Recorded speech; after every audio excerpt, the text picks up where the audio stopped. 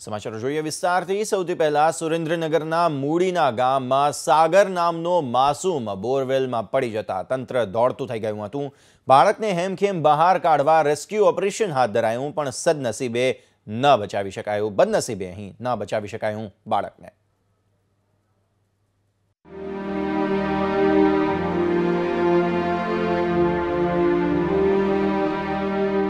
मौत सामे हारी जिंदगी 6 કલાકની જહેમત બાદ પણ ન બચાવી શકાયો માસૂમનો જીવ।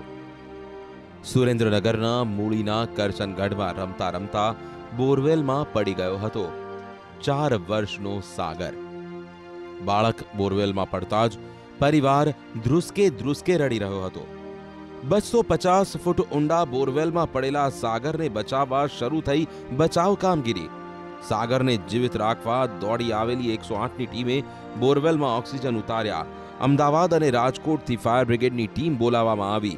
સાગરને બચાવવા અથાગ પ્રયાસો કર્યા, પણ ન બચાવી શકાયો આ માસૂમનો જીવ। બાળક હાલમાં જોતા એવું લાગે છે કે સમય ઘણો વીતી ગયેલ છે અને અમે હજી પહોંચ્યા એને છે તે સેજે અડધી કલાકની આસપાસ થયેલ છે અને બાળક એવું જોતા કે 3 થી 4 કલાકનો સમય વયો ગયો। કેમેરાની મદદથી અમને જોતા એવું લાગે છે કે બાળક મૃત હાલતમાં એવું અમને જોવા મળે છે। ખુલ્લા બોરવેલે વધુ એક માસૂમનો ભોગ લીધો છે।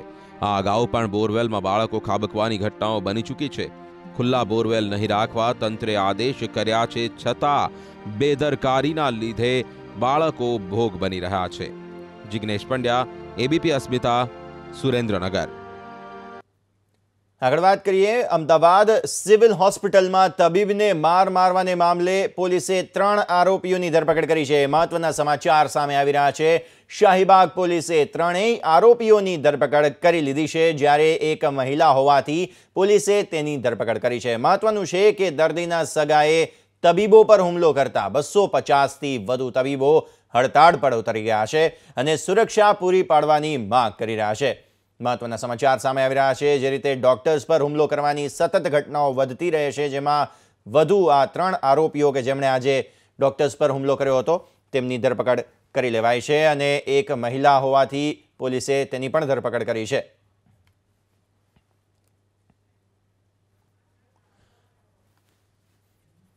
જે રીતે મહત્વના સમાચાર મળી રહ્યા છે, દર્દીના સગાએ તબીબો પર હુમલો કર્યો હતો અને 250થી પણ વધુ તબીબો જેને કારણે હડતાળ પર ઉતરી ગયા છે। સુરક્ષા પૂરી પાડવાની માંગ તેઓ કરી રહ્યા છે। તો જે રીતે મહત્વના સમાચાર મળી રહ્યા છે, 3 આરોપીઓ પોલીસને હાથે ઝડપાઈ ચૂક્યા છે। અમદાવાદ સિવિલ હોસ્પિટલમાં આજને દિવસે જ તબીબને માર મારવાની ઘટના સામે આવી હતી, જેમાં હવે પોલીસે 3 આરોપીઓને ધરપકડ કરી લીધી છે। વધુ એક મહિલા આરોપી પણ છે, જેની પણ ધરપકડ કરી દેવાઈ છે। શાહીબાગ પોલીસે આ 3 આરોપીઓ અને એક મહિલા આરોપીની પણ ધરપકડ કરી લીધી છે। મહત્વનું છે કે દર્દીના સગાએ તબીબો પર જે રીતે હુમલો કર્યો હતો, 250થી પણ વધુ તબીબો હડતાળ પર ઉતરી ગયા હતા। તો આ મહત્વના સમાચાર સામે આવી રહ્યા છે। વધુ વાતચીત કરવા જોડાઈ રહ્યા છે સંવાદદાતા અનિતા પટણી। અનિતા, ખાસ એ જણાવો કે જે રીતે આ સમગ્ર સમાચાર સામે આવી રહ્યા છે, જે મહત્વની વાત અહીં સામે એ આવી રહી છે કે અત્યારે જે આ આરોપીઓની ધરપકડ થઈ છે, ડોક્ટર્સ હવે કયા પ્રકારની કાર્યવાહી કરશે, જે રીતે હડતાળ પર તેઓ ઉતર્યા હતા ત્યારે?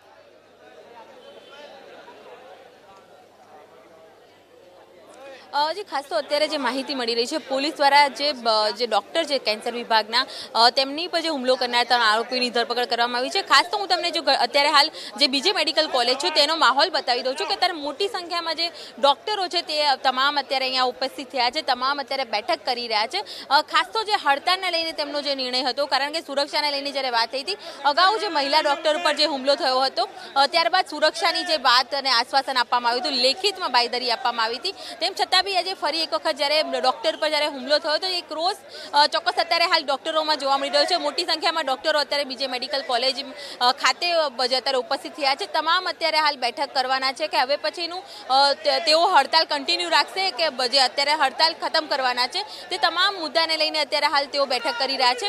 ખાસ તો અત્યારે હાલ તમે જોઈ શકો છો, અત્યારે તમને જે માહોલ બતાવી રહ્યું છું બીજે મેડિકલ કોલેજનું, કે આ જે યુનિટીને લઈને તેઓ અત્યારે હાલ ચર્ચા કરી રહ્યા છે। ખાસ તો જે આ સમગ્ર જે જે ડૉક્ટર છે તે આ જે કેન્ડલ માર્ચ કરવાની પણ વાત કરી રહ્યા હતા, પરંતુ અત્યારે જ્યારે 3 આરોપીઓની જે ધરપકડ કરવામાં આવી રહી છે તેને પગલે તેઓ અત્યારે હડતાળ સમેટે તેવી પણ એક વાત કરી રહ્યા છે, પરંતુ ચોક્કસ આ ઘટના જે પ્રમાણે બની રહી છે ડૉક્ટરોને લઈને તેના કારણે તેમનો રોષ ક્યાંક ને ક્યાંક અત્યારે હાલ વધતો ચોક્કસ જોવા મળી રહ્યો છે.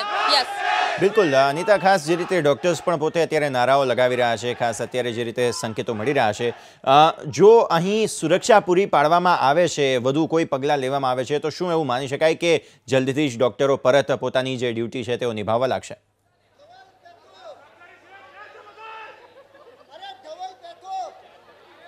જે ખાસ તો યસ જે પ્રકારે અત્યારે હાલ તમે જોઈ શકો છો કે જે ડૉક્ટરોની જે મોટી સંખ્યા છે, આપણી સાથે જે ડૉક્ટર જે અત્યારે છે તે પણ અત્યારે જે સમગ્ર જે બેઠક છે તેને લઈને ચર્ચા કરવાના છે કે આ જે હડતાળ છે તે કન્ટિન્યુ રાખે છે. અને સુરક્ષાની જ્યારે વાત કરીએ તો અગાઉ જ્યારે મહિલા ડૉક્ટર ઉપર જે હુમલો કરવામાં આવ્યો હતો ત્યારે પોલીસ ચોકી સાથે SRPનો જે બંદોબસ્તને લઈને જે વાત કરવામાં આવી હતી. આ ઉપરાંત જે તમામ જે સેન્સિટિવ જે પોઈન્ટો છે તે તમામ જગ્યા પર પોલીસનો ચુસ્ત બંદોબસ્ત રાખવાની જે વાત હતી, પરંતુ તેમ છતાં બી કેન્સર વિભાગમાં જે પ્રકારે ડૉક્ટર પર હુમલો થયો તેને લઈને પણ અત્યારે હાલ જે અત્યારે ડૉક્ટરોમાં રોષ છે. આપણી સાથે અત્યારે એક જે ડૉક્ટર જે છે તેમની સાથે જ આપણે વાત કરવાનો ચોક્કસ પ્રયત્ન કરીશું કે અત્યારે હાલ આજે હડતાલ જે છે તેને લઈને શું કરો છો? આજે તમે આજે હડતાલને સમેટવાની જે વાત ચાલી રહી છે, આરોપીઓ પકડાઈ રહ્યા છે, શું કહેશો આ મામલે? આરોપીઓ પકડાઈ રહ્યા છે. જે FIR થઈ છે ડૉક્ટર તરફથી થઈ છે, એ FIR જે છે એ ઇન્સ્ટિટ્યૂટ તરફથી થઈ શકે છે. એટલે અમારી પહેલી માંગ તો એ છે કે ઇન્સ્ટિટ્યૂટ તરફથી FIR થાય. મોટી FIR થઈ શકે છે અને એ મોટી FIR ઇન્સ્ટિટ્યૂટ કરે તો નાની FIR છે ને, નાની FIR આપોઆપ જે છે એ નિરસ્ત થઈ જાય છે. તો એ મુદ્દે ઇન્સ્ટિટ્યૂટ FIR કરે પહેલી છે.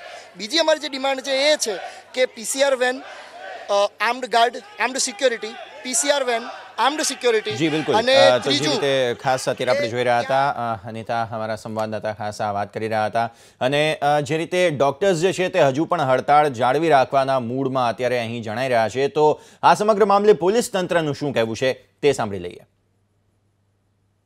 ડૉક્ટર શ્રી પર આ જે આરોપીઓ છે તેમણે એસોલ્ટ કરેલ જે બાબતની ફરિયાદ શાહીબાગ પોલીસ સ્ટેશનમાં રજીસ્ટર કરવામાં આવેલ છે IPC 332 BP એક્ટ 135 મુજબ.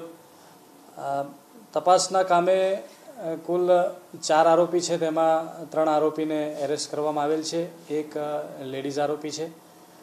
હાલમાં હોસ્પિટલમાં આવા અન્ય બનાવો ન બને તે માટે પૂરતી પોલીસ સ્ટાફનો બંદોબસ્ત મૂકવામાં આવેલ છે.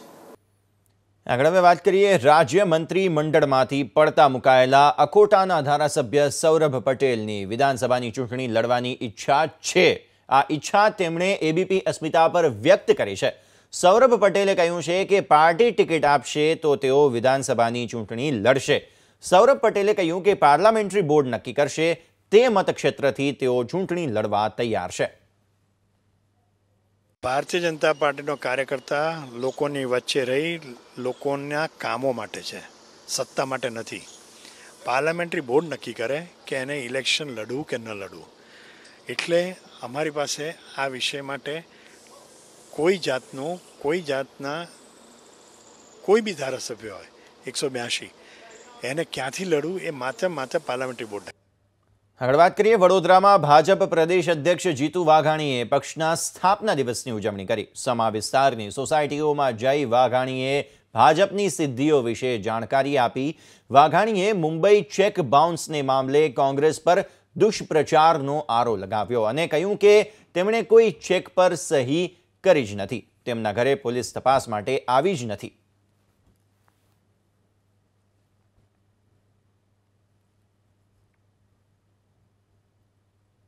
દલિત, પીડિત, શોષિત, આદિવાસી, શ્રમિક, ગરીબ એમના માટે નરેન્દ્રભાઈ જરા કામ કરી રહ્યા છે, ભારતીય જનતા પાર્ટી કામ કરી રહી છે, અમિતભાઈ શાહ કામ કરી રહ્યા છે, વિજયભાઈ રૂપાણી કામ કરી રહ્યા છે. ત્યારે એક આ વિચાર એ ભારતીય જનતા પાર્ટીના કાર્યકર્તાઓને જ આવી શકે.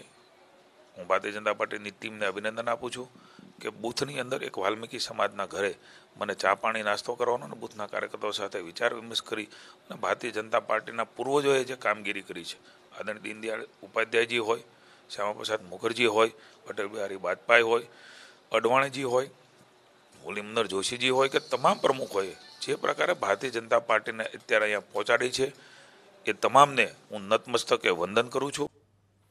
આગળ વાત કરીએ, કોંગ્રેસ વેન્ટિલેટર પર હોય તેવી સ્થિતિ છે, એટલા માટે કોંગ્રેસની ચૂંટણી દેખાય છે. આ નિવેદન આપ્યું છે રાજ્યના નાયબ મુખ્યમંત્રી નીતિન પટેલે. નીતિન પટેલે કોંગ્રેસ પર પ્રહાર કરતા કહ્યું છે કે કાર્યકરોને જાગતા રાખવા શંકરસિંહ વહેલી ચૂંટણીની વાતો કરે છે. અમારે બજેટના કામો કરવાના છે. 1.72 લાખ કરોડનું બજેટ છે, જેનો લાભ લોકોને આપવાનો છે. માત્ર કોંગ્રેસ અમને કામ કરવા દે, ચૂંટણી કર્યા વિના. સાથે જ દાવો કર્યો છે કે અમદાવાદની જનતા હંમેશા ભાજપ સાથે રહી છે. અમદાવાદમાં મુખ્યમંત્રી આવાસ યોજનાના મકાનો લાભાર્થીઓને અપાતા સમયે નાયબ મુખ્યમંત્રીએ આ વાત કરી હતી.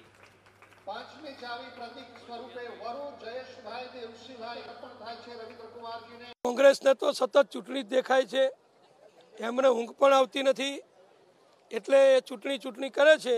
અને અમે વિકાસ કરીએ છીએ. અમે અમારું કામ પ્રજાના વિકાસનું કરીએ છીએ. કોંગ્રેસને ચૂંટણી માટે ઉતાવળ છે, તો એ ચૂંટણી કરે છે, એ એમનું કામ કરે છે. અમે ગુજરાતના વિકાસનું કામ અમારી કેન્દ્ર સરકાર, મોદી સાહેબની સરકાર અને ગુજરાતની સરકારના માધ્યમથી કરીએ છીએ. આગળ વાત કરીએ, રાજ્ય સરકારે ફીમાં ઘટાડાનું બિલ વિધાનસભામાં પાસ કરી દીધું છે, પરંતુ સ્કૂલોને હજુ સુધી આ અંગેના પરિપત્ર મોકલાયા નથી, જેનો ગેરલાભ સ્કૂલ સંચાલકો ઉઠાવી રહ્યા છે. વડોદરાની સ્કૂલોએ ગયા વર્ષની ફી મુજબ જ આ વર્ષે ફી વસૂલ કરવાનો નિર્ણય લીધો છે. વડોદરાના હરણી વિસ્તારમાં આવેલી 2 શાળાઓમાં વાલીઓ ચેક સાથે ફી ચૂકવવા ગયા હતા, જ્યાં શાળાના સંચાલકો અને વાલીઓ વચ્ચે મેરેથોન મીટિંગ યોજાઈ. જોકે શાળાના સંચાલકોએ ચેક લેવાની ના પાડી દેતા વાલીઓ રોષે ભરાયા. વાલીઓનો આરોપ છે કે સ્કૂલના સંચાલકો ઉઘાડી લૂંટ ચલાવી રહ્યા છે. પાસ થઈ છે, એ તમે અત્યારે બેઝ પકડીને અમારી પાસેથી અમે ફી ભરવા તૈયાર છે. અને બાકીનું એડજસ્ટમેન્ટ જ્યારે પણ કમિટી 1 મહિના 2 મહિના પછી એ લોકો રજૂઆત કરીને કન્ફર્મ કરે ત્યારે અમે એડજસ્ટમેન્ટ પે કરવા તૈયાર છે. એ અમે એમને રિક્વેસ્ટ કરી હતી, પણ એમને સામેથી એમના આર્ગ્યુમેન્ટ્સ એવા આપ્યા કે અમારે મેન્ટેનન્સ બહુ બધું હોય, ઇન્ફ્રાસ્ટ્રક્ચર બહુ બધું હોય. સાથે એ પણ એમને કન્ફર્મ કર્યું કે 30% પેરેન્ટ્સની ફી આવી ગઈ છે. આ સ્કૂલમાં એવરેજ ફી તમે 11 થી 12 ધોરણ સુધીનું કેલ્ક્યુલેટ કરો, ઇટ્સ એવરેજ 2 લાખ રૂપીસ. એના કેશબેક લીધા છે અને અમે કહેવામાં કે અમારી પાસે ચેક લો, તો કે ના એ કેશમાં ભરવા પડશે. દાખલા તરીકે આ એક બુક છે બેંકની, એ જો ખોવાઈ જાય અથવા ફાટી જાય તો 1000 રૂપિયા દંડ લેવામાં આવે છે, જે ફ્રીમાં મળે છે બહાર. એની કિંમત ગણવા જાય તો 10 રૂપિયા થાય, કદાચ નવી છપાવે તો બી એને 1000 રૂપિયા લેવામાં આવે છે. ઉઘાડી લૂંટ ચલાવવામાં આવે છે. બીજું, સરકારના નીતિ નિયમને જો દોડીને પી જતા હોય તો સરકારે કડકમાં કડક અમલ કરાવવો જોઈએ આવી સ્કૂલોને, અને જો ધંધાકીય રીતે ચાલતી હોય તેને બંધ કરાવી. જે હમણાં માન્ય રાખી છે એ તમે અમારી ફીસ સ્વીકારી લો, એ ફીસ સ્વીકારી લો. અને અત્યારે એઝ પર જ્યાં સુધી ગવર્મેન્ટનો કોઈ બીજો રૂલ્સ ના આવે ત્યાં સુધી આ તમે માન્ય રાખો.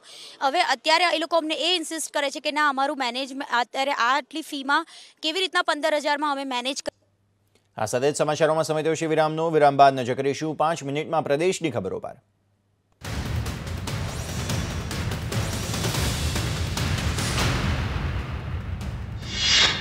સુરેન્દ્રનગરના મૂળમાં કરસનગઢમાં બોરવેલમાં પડેલા બાળકનું મોત થયું છે. રેસ્ક્યુ ટીમે બાળકના મોતની પુષ્ટિ કરી છે. 4 વર્ષીય સાગર 250 ફૂટ ઊંડા બોરવેલમાં પડી ગયો હતો. બાળકને બચાવવા માટે તંત્રએ તમામ પ્રયાસો કર્યા, જો કે બાળકને બચાવી શકાયો નથી. સાગરના મોતને પગલે પરિવારજનોમાં પણ શોક પ્રસરી ગયો છે. રાજ્યમાં 1828 ગ્રામ્ય પંચાયતોની ચૂંટણીના પ્રચાર પડઘમ શાંત થઈ ગયા છે. રાજ્યની ગ્રામ્ય પંચાયતોની સામાન્ય વિભાજનવાળી સહિતની ગ્રામ પંચાયતોમાં ચૂંટણી યોજાશે. 8 એપ્રિલે 1828 સરપંચની ચૂંટણી છે, જ્યારે 1682 વોર્ડમાં સભ્યોની ચૂંટણી યોજાશે. તમામ ગ્રામ પંચાયતની ચૂંટણી માટે 8 એપ્રિલે મતદાન યોજાશે. આ ચૂંટણીમાં 3,40,000 મતદારો પોતાના મતાધિકારનો ઉપયોગ કરશે. મતદાનના 2 દિવસ બાદ 11 એપ્રિલે ચૂંટણીના પરિણામો જાહેર થશે.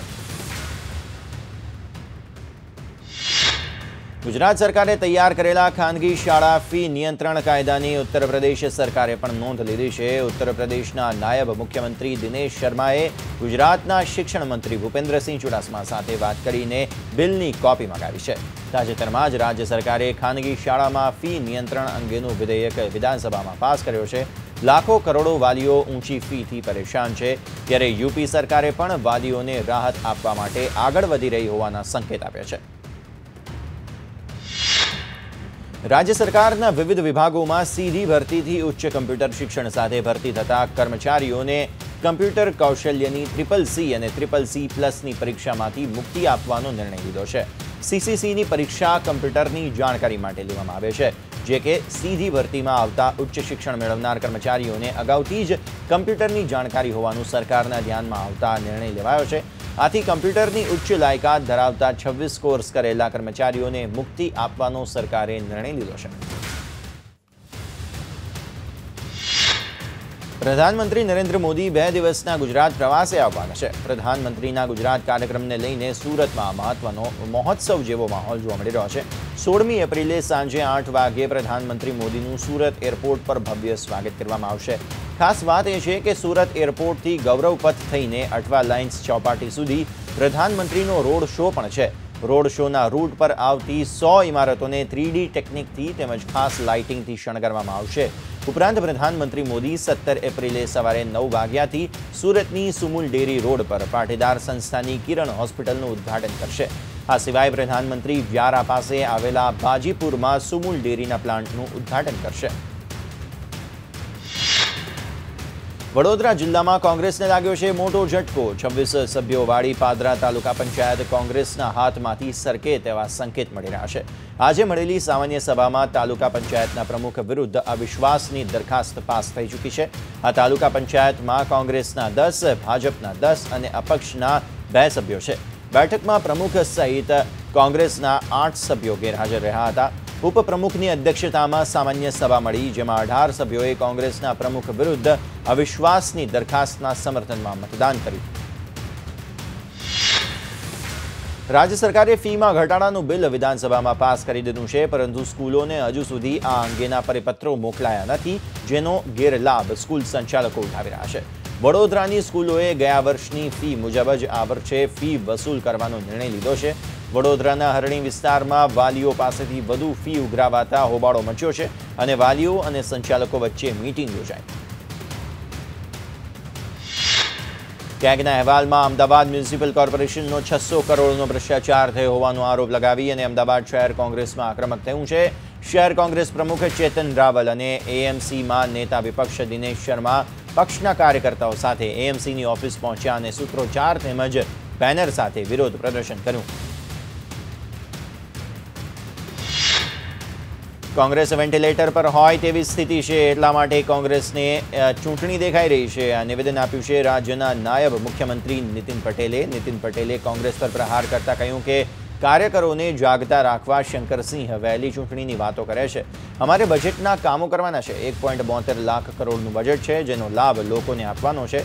માત્ર કોંગ્રેસ અમને કામ કરવા દે. ચૂંટણી કર્યા વિના સાથે જ દાવો કર્યો છે કે અમદાવાદની જનતા હંમેશા ભાજપની સાથે રહેશે. આતંકી ભટકલે વધુ એક મોટો ખુલાસો કર્યો છે. યાસીન વધારે સમય નેપાળમાં રહેતો હતો અને આતંકી પ્રવૃત્તિઓને અંજામ આપવા બિહારથી ભારત પ્રવેશતો.